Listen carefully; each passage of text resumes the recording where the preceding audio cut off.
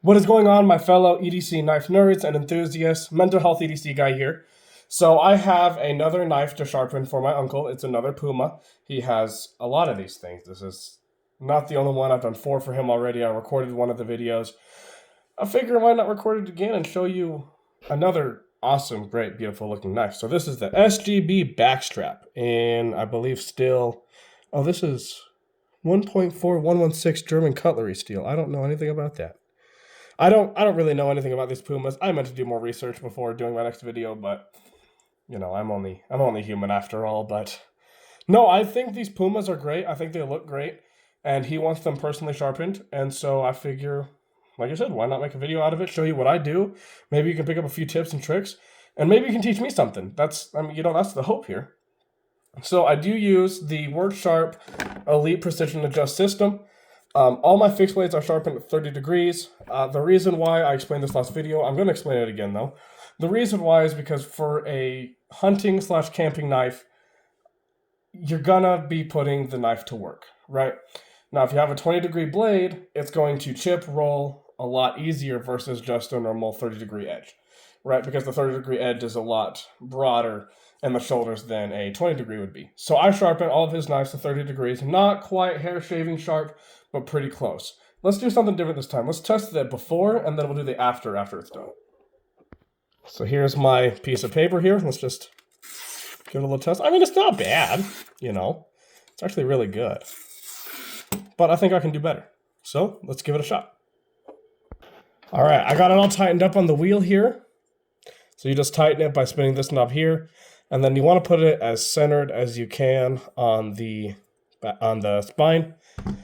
So the way I'm going to sharpen these, I don't do a mirror edge on fixed blade knives for the same reason of, again, they're going to be put to work. The edge is going to be ruined. There's no reason to put such a nice edge on it and then have to redo it literally the next day or, you know, a few days later. So I figured, you know what, let's just make this simple, right? So all we're going to do is we're going to do 220 grit. Can you see that? There we go. 220 grit. And then we're going to sharpen it with a 600 diamond stone. And then we're still going to do a quick little ceramic on it. Make sure that everything's squared away. Give me just a second. I'll get it all set up. All right. Got the 220 on there. I'll talk my way through the process so you guys know what I'm doing. And yeah, let's get to sharpening. So we're going to start on the back edge here. All right. We're going to start farther away, I guess. We're going to start on the back edge and then work our way towards the tip. So what you're going to want to do is you're just going to do a sharpening motion back and forth. Now with a fixed blade, I like turning the base with it. It's just a lot easier that way. And I normally do this twice. So you want to make sure that you're not pressing too hard for 2 reasons. 1, you don't want to take away more material than you need to. And 2, if you push too hard, you're going to ruin the diamonds. Now nobody wants to do that. Okay, so we got that side done. I'm feeling on the back of the edge here, make sure there's a burr formed. There is, really well. Let's see if I can get that. Can I get that on video? You can't really see it that well, but I promise there's a burr on the other side. That's a great way of knowing that you're actually sharpening the edge and not the shoulders or getting deeper into the bevel, right? So we're gonna take the 220 and we're just gonna go back and forth twice, like I did with the other side.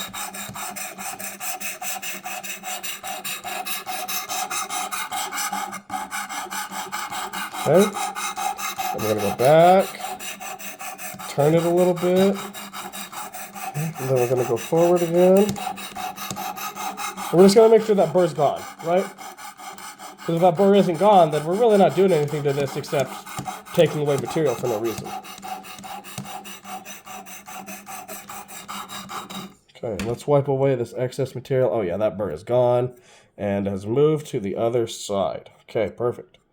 Make sure that's done on this side. And you can feel the burr. I mean, I can feel it personally with my hands. So just feel it. If you feel like a little extra lip, that's your burr. And that's what you're trying to get rid of. So let's swap out to the 220. We'll take the 600 grit. I'm going to just slap it on here. Start at the back here.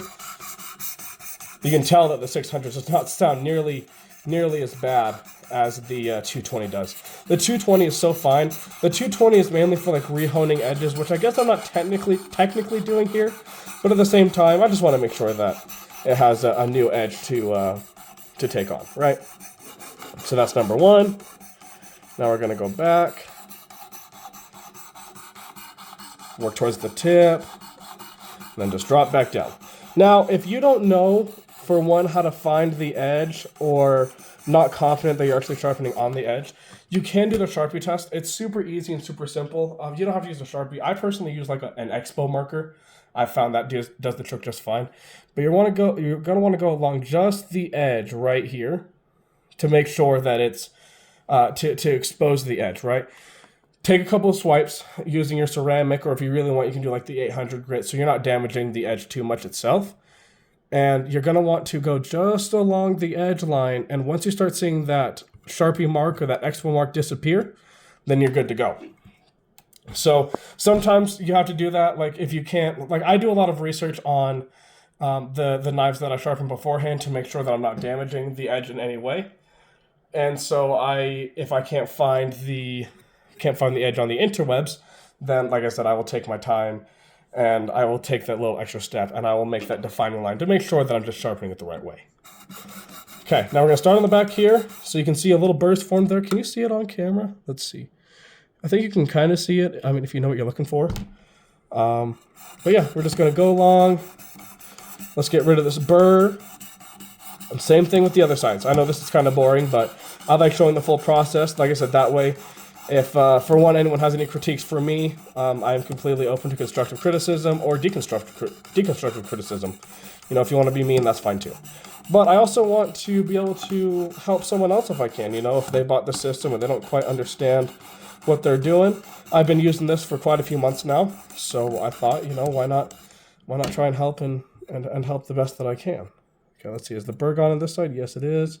It's not feeling too sharp yet, but also for the reason for that is because you have the burr on the other side, and that is exactly why I do the ceramic. The ceramic's going to take away you get back there.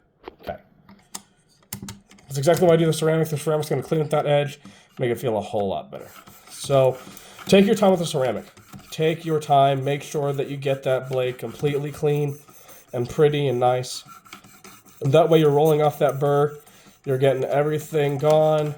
Just kind of work back and forth. The ceramic isn't going to take off any material, just foreign material that shouldn't be there, right? So we're just going to keep working back and forth. Okay. And just make sure that we get everything. This is going to be the burr side because we finished sharpening the side, or the other side first, right? Pretty simple, easy plan, right? Just going to keep working this back. Okay. I think that's pretty good. Let's check and see. If you can run your finger along and you feel it bite, you got a good edge. Let's flip it here. We're going to ceramic it on the other side just to be sure. Just going to clean up that edge there. Like I said, just work back and forth. You don't really have to worry about the ceramic damaging it or anything. You just want to make sure that you give this new edge a great home. You know, you want to give it a great home on the blade steel here, and the ceramic is really going to help with that. Now, just for reference, I might do the leather strop, but I don't know. It's not worth the time. Like I said, just if you're working with these, there's no reason to put in that extra time and risk cutting your leather because you're inexperienced like me. We're just going to keep working back and forth here. And I mean, I'm going to call that good enough. Oh yeah, much sharper. So let's take it out of the vise here. Okay, now you're going to see here, you can see that brand new edge on it. It's the more shiny part. Let's see how sharp it is now. Okay, new piece of paper here. Again, with 30 degrees, it's not going to be razor sharp because it's not a razor. But, oh yeah, much better. Maybe not much better, but it's nice to have that defining edge on there. That's the biggest thing he wants, is just a defining edge on it. So I think I succeeded there. Whatever. I'm not the best at cutting paper, especially in front of people. I get stage fright. Now let me show you what I do with my uncle's knives after I'm done with them. So what we're going to do is we're going to take a microfiber cloth. I just more had it like this to show you the microfiber cloth. We're going to take some general flavorless, odorless mineral oil from, I got mine from Walmart. Really, any mineral oil will do. Let's get the knife off of here. We're just going to take a little corner here Dump a little mineral oil on there. Now it's wet. You got a perfect little circle here. Don't touch yourself with it. And we're just gonna let's do this the smart way. Gonna take this little circle here, and we're just gonna run it along the edge here. The whole idea for this is to just help with the corrosion resistance, clean it up a little bit, make it look shiny and brand new again, right? And then just show that we care about the product. You know, I don't want him thinking that I don't want to take care of his stuff now. I'm just going to run it along the spine here, the belly, the finger choil there. Okay. I don't know if you can run it on the wood or not, so I'm going to try my best not to. Obviously, it's going to get a little wood on there, or a little oil on there. A little on the wood there. Okay. You know what? Let's run it on the wood and see what happens, because we're going to wipe it off anyway. So if someone says this is wrong, please let me know. Then I will be owing my uncle a new knife. But, okay, there we go. Shiny, good as new. Like I said, we're going to take it. Let's get the handle first, because no one likes oil on their hands. Okay, looks all shiny and pretty. No excess oil on it. Let's take a couple little, just to be sure. And then any excess on the blade, we're going to take that. We're just going to wipe it off. Look at that. Good as new. And then you just take the sheath here. Slide it back in. There you go. Thank you guys so much for watching. I really love doing these sharpening videos. For one, I love helping out my uncle. For two, I like sharpening knives. I really do. So thank you again really so much for watching. Make sure to go follow me on my other socials as well. I am on TikTok and Instagram under the same handle, MentalHealthEDCGuy. And yeah, if you're not subscribed to me already, make sure to subscribe, like, share, favorite, you know, all the fun jazz. And yeah, I'll catch you in the next one. Thanks, guys.